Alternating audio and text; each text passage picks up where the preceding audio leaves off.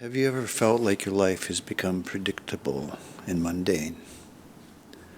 I feel like I've hit a wall in recent years. Despite having great friends and a comfortable life here in the United States, I'm just not content here anymore. Perhaps some would call it a midlife crisis, though it doesn't feel like a crisis to me. I just need more out of life, and honestly, I've become so sick of the long, dark winters here. As soon as the ground starts to freeze and is covered in snow, my happiness wanes and I start thinking about warmer climates. In years past, I would jump into my car and head south. I spent several years escaping winter and exploring the southern United States, from the Carolinas to California and everywhere in between. My desire to do that is gone. Maybe it's that I've been there, done that, or maybe I just need to see some new places and new and different cultures. Over the last few years, I've been looking at different parts of the world to explore and perhaps relocate to eventually. I've looked into South America, Mexico, Southeast Asia.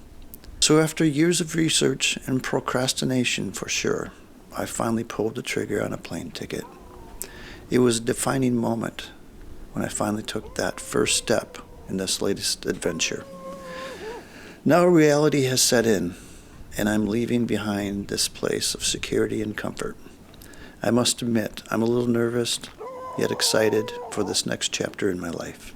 I haven't even been on an airplane in over 20 years, let alone traveled overseas.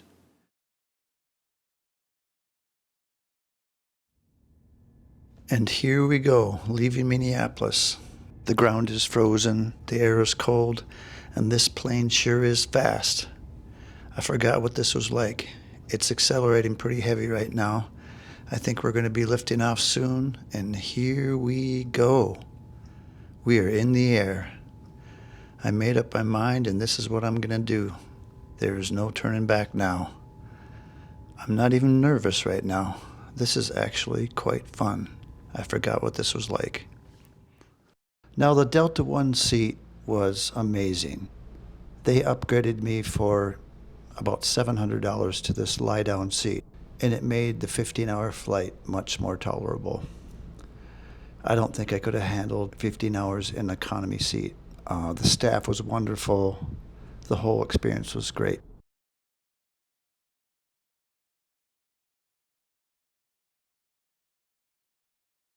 Well, I'm in Seoul, Korea. It's evening time here. The sun is just going down. I'm just following the other people, hoping they know where to go, because I surely don't. Everyone else has these roller suitcases. It seems so easy. I'm carrying this 25, 30 pounds on my back, and my old back is not feeling very good. I'm thinking I want to trade this in for something with rollers. I know people say it's nice to have a backpack, but so far, I think it really sucks, even though it's a nice backpack.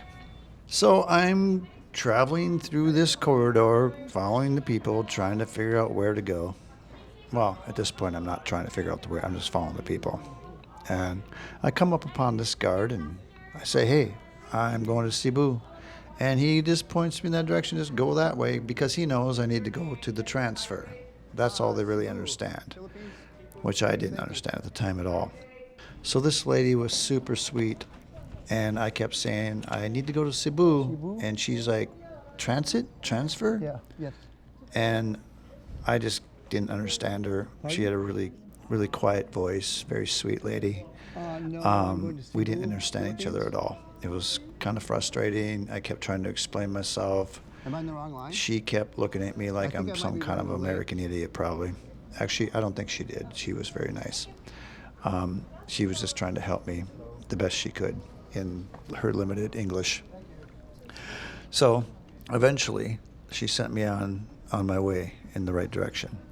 Yeah, I didn't really understand her. She didn't understand me. It was rather frustrating. And okay, I got to go down here. And she pointed me to this direction of this other lady.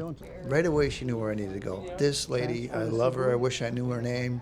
She was so sweet. Like, oh yes, it's very easy. I can point you right in the right direction.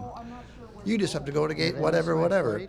And it was It was kind of reassuring, even though I had to walk about a half a mile across this airport with my backpack, which was too heavy for me, and my sling, which was another 10 pounds. So I'm carrying about, 247? I don't know, 35 pounds of stuff Just with right through me. here? Okay. And I've realized so far that I've brought way too much stuff with me, and I need to get rid of some of it because I don't need half of what I brought. So I'm traveling through, and then I find this kiosk, and I'm supposed to scan my passport. I'm holding it up to some kind of screen. It's like, no, the scanner's here, dummy. And finally, I figure it out, and it goes right through. Somehow it reads my passport, and it lets me through the line, and I'm like so surprised everything is working so far. I just didn't think things would work like this. So eventually, I get through the line. I go on through security, put my stuff through, and they didn't confiscate anything, and here I am. On the plane, it is evening, sunset in Korea. The sun is just going down, and I've been on the plane for about 20 hours. I've been on this journey. I did sleep a little bit because I had that great seat, so I'm feeling pretty good. But at this moment, it is nighttime. I don't even know what time. I guess it's morning now. So I'm showing up in Cebu. And this is an island. I'm not sure that it's Cebu Island. I don't think it is. I think it was another 10 or 15 minutes. I think this is one of the other islands. Very lit up, pretty awesome sight. Very majestic, actually. This is my ride to the hotel. As soon as I got out of the airport, there were people there like, do you need to get to your hotel? And it was really great. He got me to my hotel, and I was able to lie down in my bed and go to sleep because it had been a really long day. So this is to be continued. I will show you some stuff, what I did tomorrow in Cebu.